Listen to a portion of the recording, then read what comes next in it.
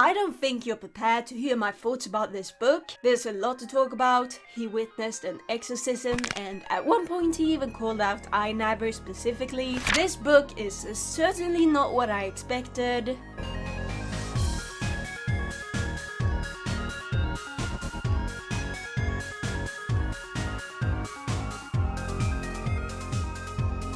I know a lot of people don't understand me, but I do identify as Korean, and I do look Korean now. I do feel Korean. I don't identify as British, so please don't refer to me, any media or anyone online, as British, because I identify as Korean. That's just my culture, that's my home country, that's exactly how I look now. And I also identify as Jimin, that's my Korean name. Who told you that was possible? Hi everyone, welcome back to our monthly book club meeting. I'm your host, Muggen Mylle, but you can call me Miles. It's always nice to see familiar faces. Now, has anyone seen Linda? It was her turn to bring the snacks. What was that, Brenda? Shh, everyone! Shh, I can't hear Brenda. Oh. Oh, really? Wow. Under mysterious circumstances? She's presumed dead. Oh, that's a bummer. We'll just have to make do without snacks. I know you're all probably deeply disappointed by the lack of snacks, but I'm gonna have to ask you to like, subscribe, and turn on all notifications, or I'm gonna have to call security and have our guards escort you out. I hope you all brought your own books. We're currently reading Gender Madness, One Man's Devastating Struggle with Woke Ideology and His Battle to Protect Children by Oli London. Before we really get into the thick of it, I have a couple of thoughts surrounding this book that I'd like to share. If you watched my previous video, you'd know that the bar isn't even on the floor. It's down in hell where Satan is limbo dancing. If you didn't watch my video, however, that's rude. You should go do that after this. Don't click out, it's bad for my watch time, I think. Anyhow, reading Gender Madness, One Man's Devastating Struggle with Woke Ideology and His Battle to Protect Children, I found that it really wasn't that bad. Was it informative? Nope. Was it well written? Not really. Was it worth my time? Probably not. Did I get invested at certain points? Guilty as charged. Yes, I did. Lock me up and throw away the key. At least during the first half of the book, where Oli detailed his upbringing and early adulthood. I lost myself between the paragraphs, forgetting just who the author was. So I've actually decided I'm gonna go to Thailand and I'm gonna undergo a penis reduction surgery so I can have the average Korean penis size. Instead, I imagined that I was reading the diary of the female protagonist in some teen drama from the early 2000s, harping on about the big mean high school bullies way into her 20s. She's a bit of a drama queen. It was the perfect place for a child to grow up and have a perfect childhood. Until it wasn't. Now, this isn't really a complaint. I actually find it hilarious because it's so out of left field, though I could understand why someone who's not already familiar with Oli London's previous online endeavors might reserve judgment, as a lot of it was downplayed. You and I know him as a guy who literally wanted to become Jimin from BTS, something he would constantly remind us of. That was his entire brand. If I can't be with Jimin, at least I can look like him. I actually look Korean now. Oh yeah, I actually look say Korean. like that. And you put the Korean injection in me, I feel Korean, wow. Just like Jimin. Onwards and upwards, I'm Korean. People need to accept the fact I do look like Jimin. I'm pretty much identical to Jimin. Having played an integral part in Oli's rise to infamy, it's safe to say he intentionally avoided the topic. 320 pages, but only 6 mentions of Jimin's name, never detailing the insanity of his obsession. Instead, he opted to switch up the narrative, implying he was simply inspired by Jimin and their Korean aesthetic, something most of us could agree is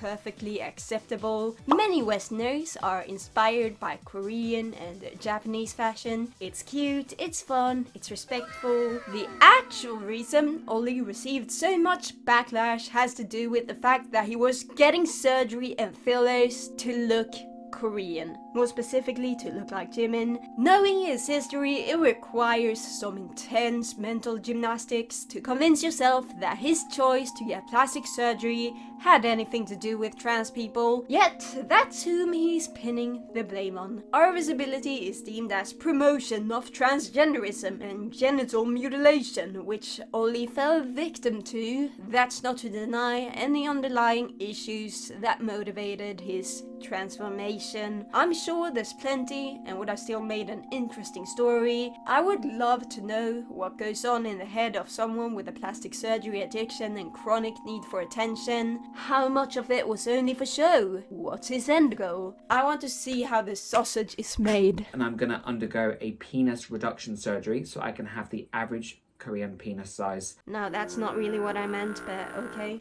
Oli London is in the perfect position to talk about the dangers of medical tourism, which is a separate issue from trans healthcare. It's a privilege in and of itself to have the time and money to travel to another country to get surgeries that surgeons back home wouldn't perform for one reason or another. At the same time, it goes against his narrative that they're transitioning people willy-nilly when you have to get 𝒔𝒄𝒓𝒊𝒃𝒆 surgery in Armenia because UK surgeons were too strict. Can you please just stick to one story?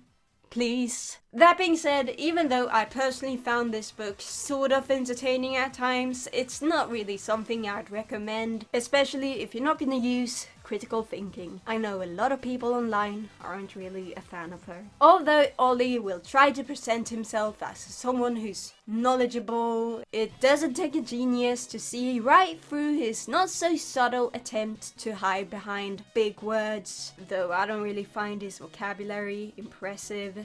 For the record, he just reminds me of a kid that just learned a new word and is now trying to fit it into any sentence. I hope this video will give you a taste of Oli London's pseudo-intellectualism. Without any further ado, let's just jump straight into it. Oh, okay. The story of Oli London naturally starts at the very beginning. His childhood. I personally would describe his childhood as pretty mundane. It's not perfect, but neither is there a huge traumatic event that really stands out. From a young age, he found himself drawn to girly stuff, often identifying more with the women in his life. He would much rather play with dolls, dress up, and play princess games with other girls his age. When you're really young, you don't really think much about it. After all, prejudice is taught. The first person to show his distaste of Oli's feminine tendencies would be none other than his own father. Although he would never physically hurt Oli, nor his mother, his own internalized toxic masculinity took the form of emotional neglect and hurtful words. As much as Oli wanted his dad's approval, he found that no matter what he did, it was never enough. His ultra alpha male aggressive energy was what also led me to want to rebel, to reject everything my father had pushed on me, and to instead become more feminine, more timid, and more like my mother. His parents' failing marriage would set the foundation for his turbulent adult life, where he would constantly reinvent himself, seeking the validation he never got as a child. Bullying only really became a problem by the time he hit puberty and started high school. At odds with his rapidly changing body, pimples, man boobs, and effeminate manners, he was the perfect target. He only grew more miserable and confused, trying to find the answer in mirrors, constantly analyzing and blaming himself for the outcast he had become. To this day, that mirror on the wall, still beckons me. A dark magic spell that tries to lure me in, like Narcissus and his own reflection in the lake that he stared at for eternity until his day of reckoning. My roommate just walked out of his room. I don't know what he's thinking about me saying all this. Anyways. Pop off, Oli London, wordsmith you are. He was happy to graduate high school and get away from his bullies. Him being melodramatic, he adds, I had finally escaped the cage where I felt like a canary, trapped and unable to spread its wings. Free like a bird, maybe a pigeon.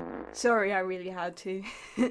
Now, this is the point where he turns into the main character of a teen drama. It goes without saying that Oli London was never the cool kid, but that doesn't mean he's necessarily a loner. Attending college, he found himself a group of like-minded people he refers to as the geeks, otherwise known as the freaks. Although having people by your side would keep the bullies at bay, this didn't quench Oli's thirst for attention and validation. Social media, as we know it today, was still in its infancy back in 2006. Instead of Facebook, Instagram, or X, formerly known as Twitter, people would turn to MySpace, where Oli got his first taste of fabricated glamour and online notoriety. I looked cool. I acted like a trendy kid. And this carefully curated image worked. It actually worked. I became popular on the site, had hundreds of thousands of profile views, thousands of followers, and high engagement rates. This was the first time in my life I actually started to feel good about myself, even though it was in an online virtual world.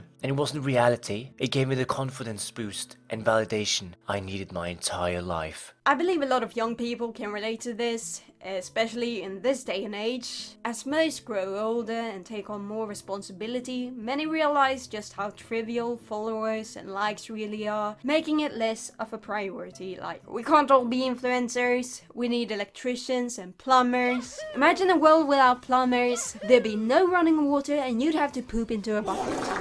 That being said, I'm still gonna be a YouTuber, so bring out that poop bucket. Disgusting! Oli too couldn't just put that influencer life behind him. He was addicted to that dopamine rush associated with high engagement. The average Korean penis size. He also took a part-time job as a dishwasher. Good for him. Good for him!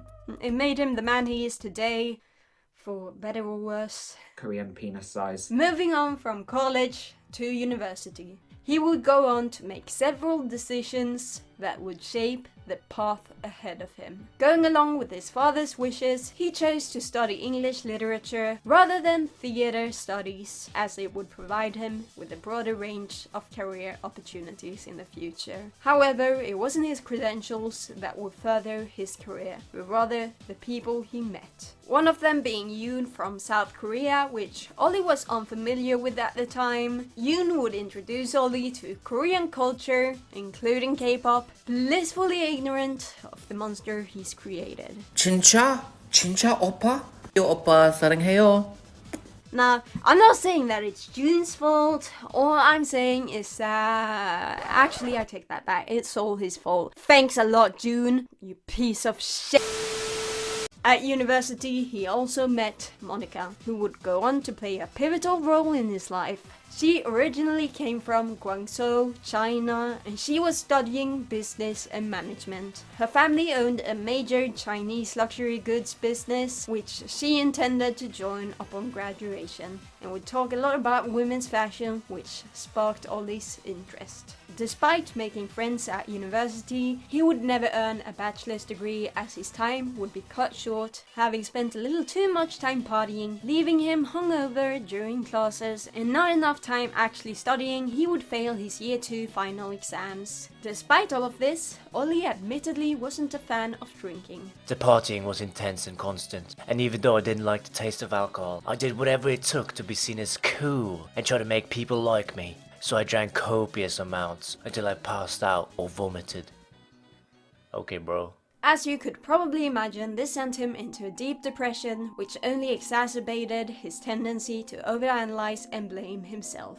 He finally pulled himself out of it when he decided to put his energy into something that would make a difference, without having to get a job of course, he decided to volunteer abroad, helping to alleviate poverty in Ethiopia, and this is where it gets juicy, you guys. During his stay in Ethiopia, he would live with a local family, where he quickly learned that their way of living is very different from what his British ass is accustomed to, with cockroaches crawling on his floor, cold showers, and maybe worst of all, no beans on toast for breakfast. Oh, the horrors of third world countries. Disgusting! Aside from helping people in need or whatever, this is also where Oli began to rekindle his relationship with God, whom he lost touch with in his teenage years. To him, his appearance was proof enough that God wasn't real. If God is real, then why did he make him so ugly? That's probably the funniest reason for being an atheist, if you ask me. Like, I'm okay with the wars, I'm okay with childhood cancer, I'm okay with homeless puppies, but I draw the line at being ugly. It would take him another 11 years to fully let God into his heart again. Although going to church with the family he stayed with was quite thought-provoking, there'd be one sermon in particular that stuck out for all the wrong reasons. Unknowingly, Oli London attended a public exorcism.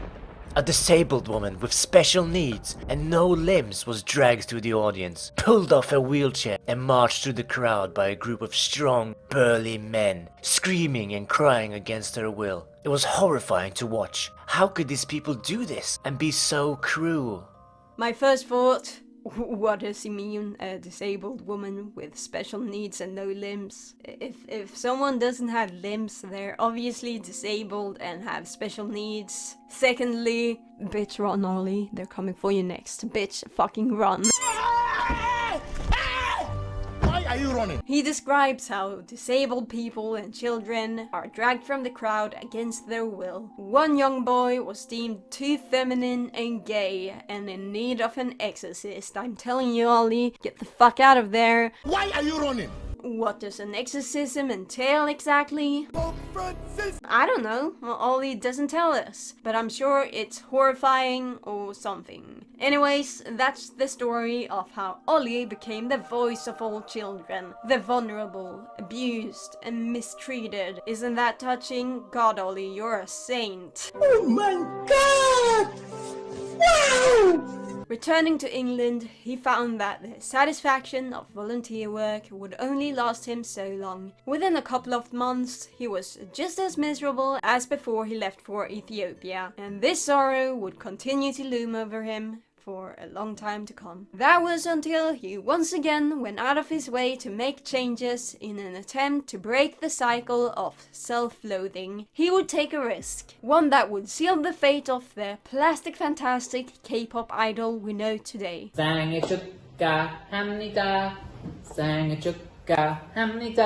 Reminded of his Korean friend at university, Yoon, he found himself tempted by the opportunity to work abroad as an English teacher in South Korea, intrigued by their culture. By February of 2013, Oli London landed in South Korea, a country he grew to love, feeling at home for the very first time.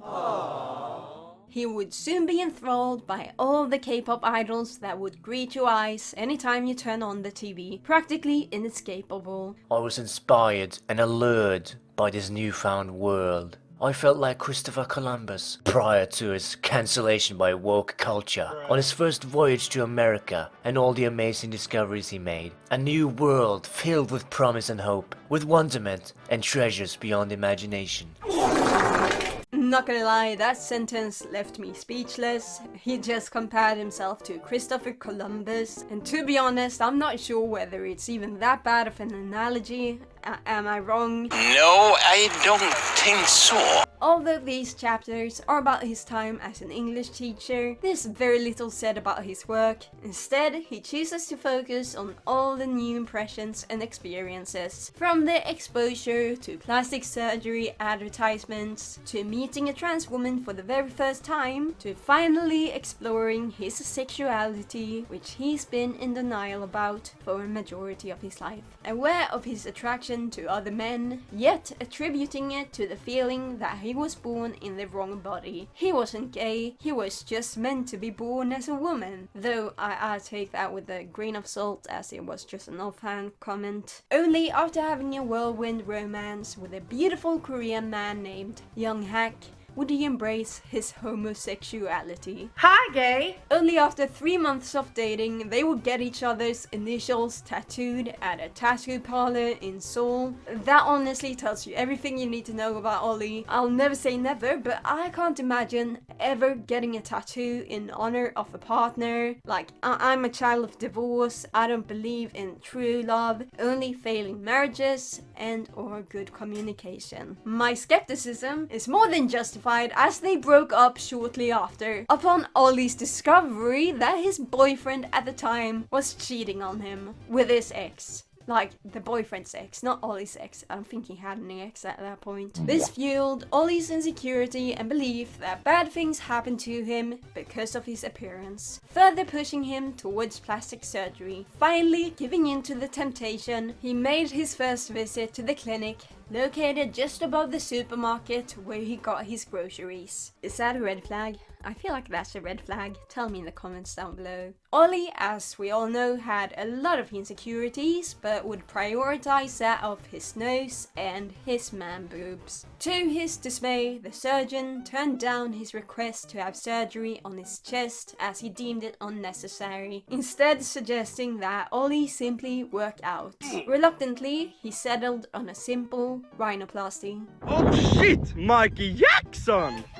Seeing this as an opportunity to reinvent himself, Oli would follow the surgeon's advice and take up exercising during the months leading up to the surgery. To him, this wasn't enough though, and he would go on to drastically cut his food intake. And I know from experience that nothing good could come out of that. With his surgery just around the corner, Oli was reduced to a mere skeleton, raising the alarms of his family and friends back in England. So much so that he had to talk them out of bringing him home. The mental illness is skyrocketing. His rhinoplasty did nothing to help with his confidence, and if anything, he was worse off than before. As expected, it left him very swollen and unsightly. I thought I looked like Frankenstein, like a science experiment that had gone wrong. Don't fuck with me, Oli. It's Frankenstein's monster. Victor Frankenstein was the scientist. Put some respect on his name. Did you even read the book? This is exactly why you failed university. I mean it. You're really starting to piss me off. After having recovered over the past week, it was finally time for the grand reveal. His new nose was perfect. Oli finally learned to love himself and live happily ever after. Of course he fucking didn't like it. He found that it was crooked and claimed the silicone implant had obviously been misplaced, which only exacerbated his body dysmorphia rather than alleviating it. Now, if we're comparing it to gender dysphoria, couldn't be me, bitch. Couldn't be me. My tits are objectively far from perfect, but I couldn't care less. Over a year later, and it's still the best thing that has ever happened to me. Big boobs? What? After living in Korea for a year, I moved to London, ready to start a new career. I needed to begin a career that would fund my desire to completely alter my appearance. Did anyone proofread this? He used the word like career 3 times in a row. He just writes very bad. Once again, he found himself in a new city where he didn't know anyone. Years after having failed university, he finally reached out to one of his friends from back in the day. None other than Monica. She was now the owner of a personal shopping business and had worked with high-profile celebrities such as Kim Kardashian. Now, dear viewer, you probably understand my distrust of Oli London. For the sake of the video, I'm going along with his story, though I'm taking it with a massive pinch of salt, more like fists of salt, as I do not care enough to spend too much time fact-checking all of it. However, I did some quick Google searching to find someone who would fit the description of his friend Monica, which I believe I did, as I do not want to risk attaching the name of Oli London to some poor innocent soul. I'll leave it at that. According to Oli, Monica went on to offer him a job as the assistant of a stylist on her team. Over the years, he worked his way up. I dressed the girlfriends of the Prime Minister of Thailand, met Queen Beatrix of the Netherlands, Kim Kardashian, African First Ladies, the Prime Minister of Bangladesh, and a variety of successful, powerful women. As a personal shopper, Oli would travel around the world, his new job funding the plastic surgeries he got along the way. Given the impression that he was making a decent sum of money, you'd assume that he could afford to get cosmetic procedures of the highest quality, at least like some quality. Although medical tourism is very popular, it can also be very dangerous. You don't know who the surgeon is, anything about the clinic, and if you have a complication, you don't know who's going to be taking care of you. After all, you really wouldn't want to cut corners when it comes to not only your health, but also permanently altering your appearance. Yet, for whatever reason, he would ignore massive red flags, thinking to himself that he might as well because he was already there. I don't care how far I've traveled, how much money I've spent, how much time I wasted. If I sense that something is wrong, I'm leaving. I'd rather have wasted time and money than literally gambling with my literal life. What is wrong with you, Oli? So I kind of need to listen to his advice, but then I kind of need to continue following my dream to look like Jimin.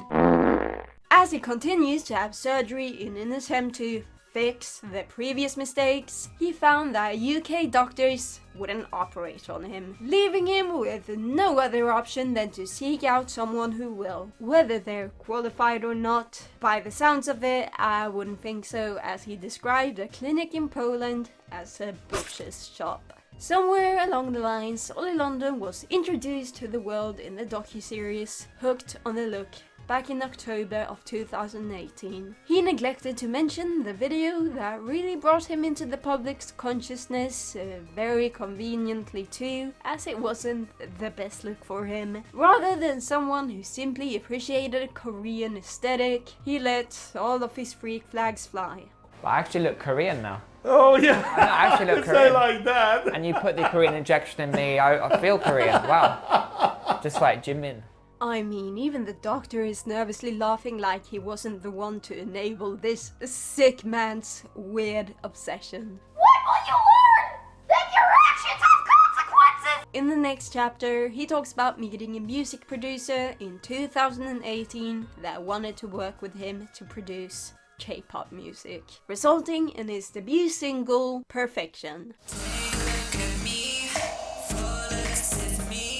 I remember it like it was yesterday, when you've gained most of your audience appearing on Hooked on the Look, where your extreme and unusual appearance is at the center of attention. It shouldn't really come as a surprise when a majority of people watching your video aren't adoring fans. Still, Oli spent pages raving on about how the big mean internet bullies were bullying him for simply doing what he's passionate about. How dare you make comments about this public video that aren't explicitly positive. The hate he received as a public figure was overwhelming and only pushed him further into his plastic surgery addiction, because Oli London is not responsible for his own choices as an adult. It's not his responsibility to deal with online fame in a healthy manner. It's the trans people's fault. They're to blame for pushing Oli to the point of turning non-binary. But I am coming out as non-binary. At least that's how I interpreted Oli's retelling of events. He's very vague about how he came out as non-binary when he quite literally came out as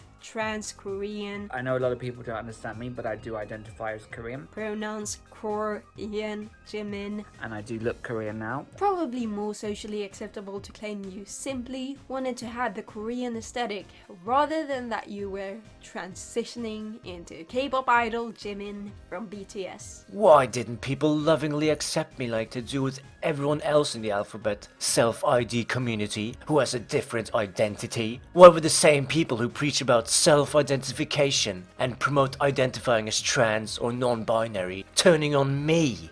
Me, Oli fucking London? You're a joke, Oli. That's why. He knows this.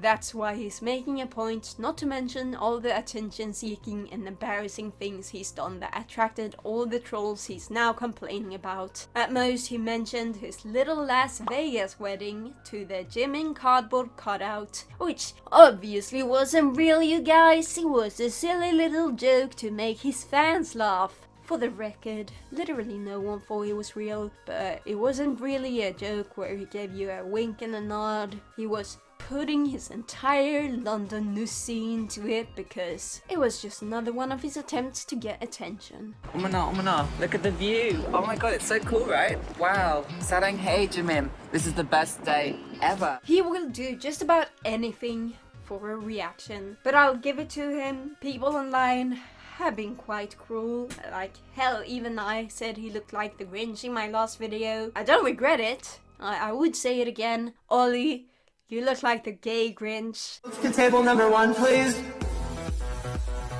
Look at the strut. Get it, bitch? All I'm saying is that it's not exactly a compliment, right? Like, fair enough that he thinks we're mean. Yet, out of all of these people making fun of him, he would only ever name drop 𝒦𝒊𝒏𝒕. Like, come on, what did 𝒦𝒊𝒏𝒕 do? Make too many videos about you? Well, I think you made too many videos about Jimin, so yeah.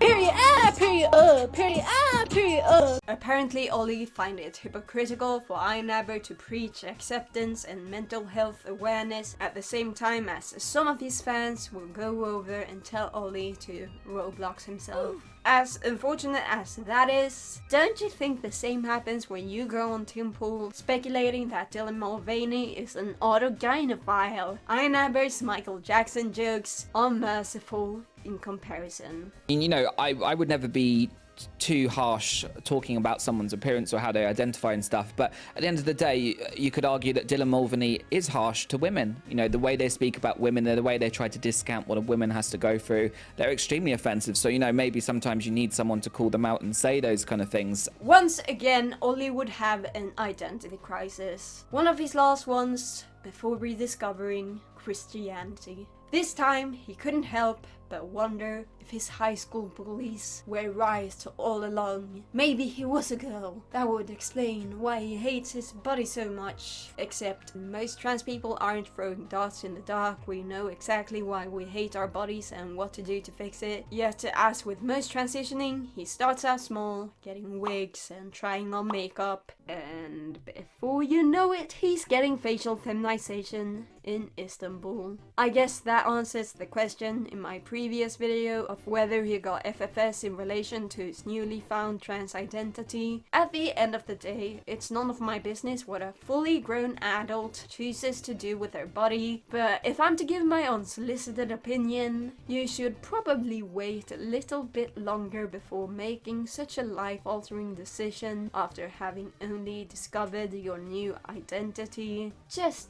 food for thought.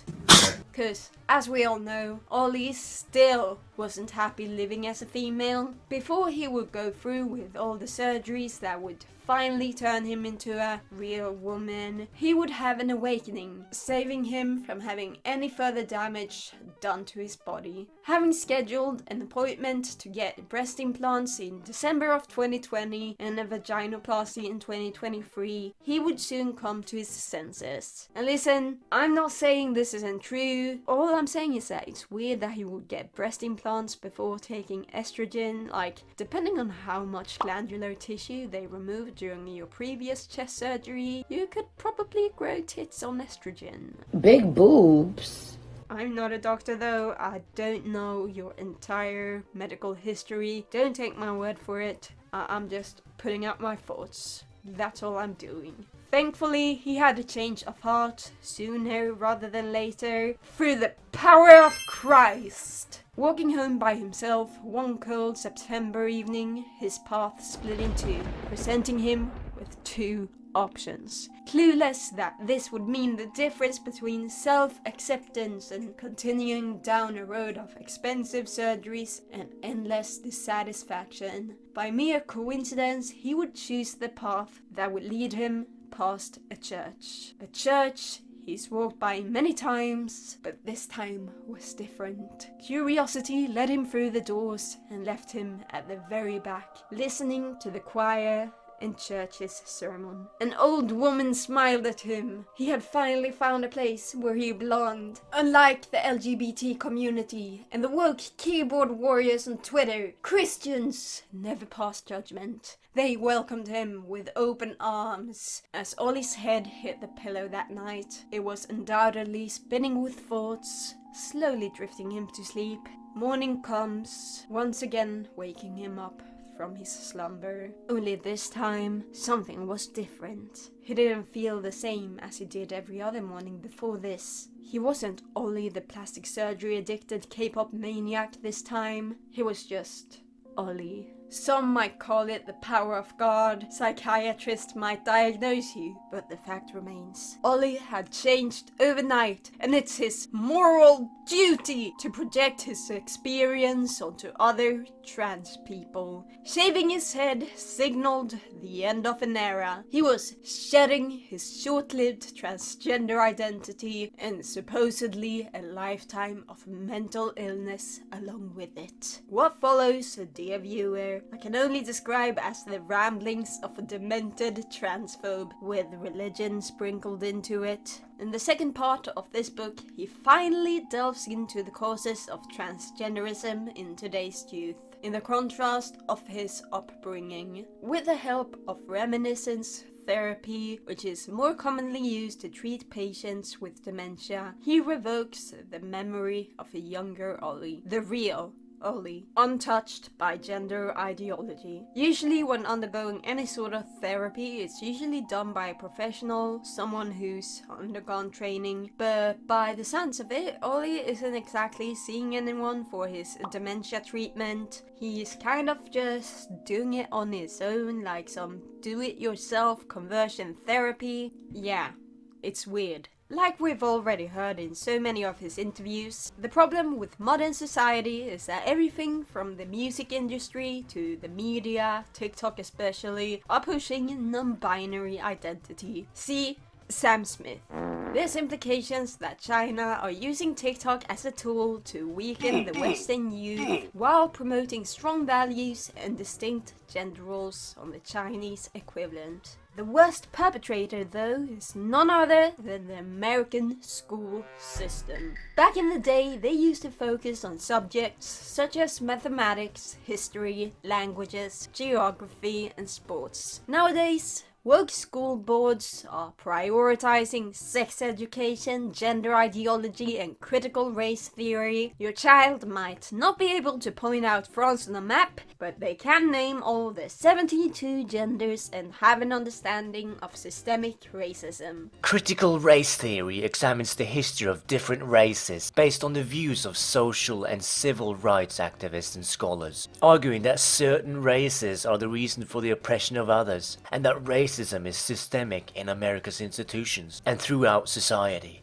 This theory can be harmful in many ways to children, as it teaches them to judge and be critical of people based on their skin color, despite the fact that the majority of people in society today are not racist and don't judge others based on skin color. Listen, if you expected Oli London to have a decent understanding of racism, that's on you. Cut the cameras.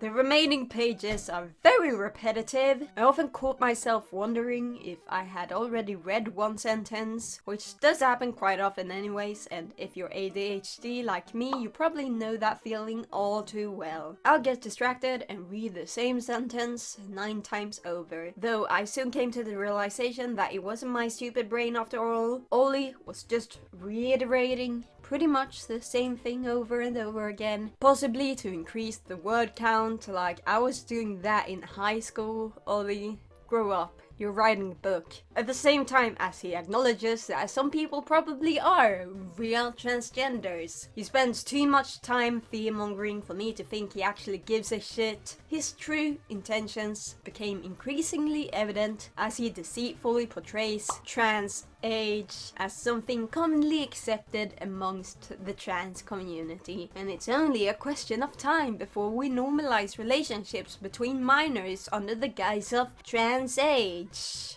If you know anything about LGBT history, you'd know similar arguments were made in opposition of gay marriage, some even fearing that they would legalize bestiality next. So yeah. Similarly, certain transphobes today think that if we accept that people can change gender, there's nothing stopping them from changing species. Some believing that it's actually happening as we speak. On all levels except physical, I am a wolf. Oli London even referenced the 32-year-old Japanese engineer Toru Ueda, famous for his realistic wolf costume that cost him roughly $23,000. Looking him up, I didn't find anything about transitioning into a wolf, but this was rather just a hobby of his. Toru Ueda is nothing but a glorified furry. But nice try, Oli. All of that being said, other people out there who identify as animals, yeah, is that the problem of me or anyone in the trans community? Not really. Like, what are they gonna do? Give them wolf hormones? I don't give a flying shit. If someone wants to be a wolf in their spare time, that's none of my business.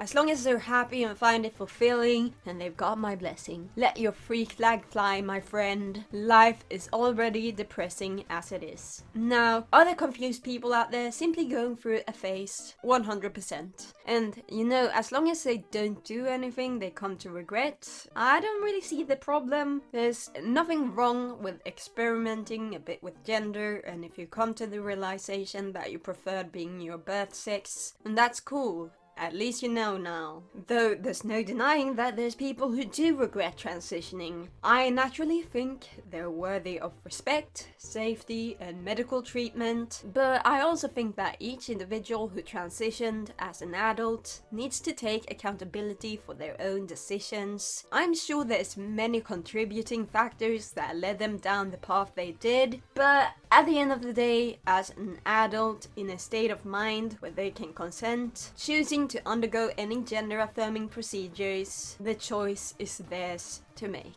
If there's measures set in place to refrain the minority of people who might regret it from medical transition, it shouldn't come at the expense of trans people. It's already difficult enough as it is. I've been waiting to get tea for years, so whenever I hear any detransitioner talk about how easily they accessed HRT, I'm like, damn, that sucks. Where did you get it though? So I know to avoid it. Wink. Wink. I'm sure you're tired of hearing me talk. Quite frankly, I'm tired of talking. I just came down from a 3-week-long cold accompanied by an ear infection. You can probably hear just how strained I am throughout this video. I'm sorry about that. I don't know what to do about that. It's bothering me more than it bothers you, I promise you that. Despite my messed up vocal cords, I hope you enjoyed this video, but I wouldn't recommend you go and read this book. Save your money and your brain cells, please. Okay. I've had enough of Oli for a lifetime. Remember to like, subscribe and turn on all notifications. Leave a comment. If you can't think of anything to say about this video, tell me your favorite book or book series. I'm a sucker for Percy Jackson, which I'm sure I've previously mentioned, but a lesser known series I'm a fan of is The Raven Cycle, which I strongly recommend. I haven't gotten around to reading the Dreamer trilogy, so please no spoilers, thanks. Last but not least, you'll find my social media in the description, along with the links to my friend Jay the Star, who helped me with the narration of this video. Thank you, Jay, I really appreciate you. My current Twitter is Mylle Unfiltered, for those of you that didn't know already, where you also find my commission sheet. I recently discovered that open DMs are at default only accessible to verified accounts, probably Elon Musk's shitty attempt at combating spam, all while profiting off of it. No wonder I wasn't getting any commissions. Haha. Right guys? That's why my DMs were dry, right? Right? Anyways, they're supposed to be open for everyone and anyone, including bots. Please enable my addiction to sewing patches onto my jeans jacket. Fall is just around the corner and I need to decorate my winter jacket. You wouldn't want me to walk around swagless 1/4 of the year, would you? DM me. I don't bite. Yes I do!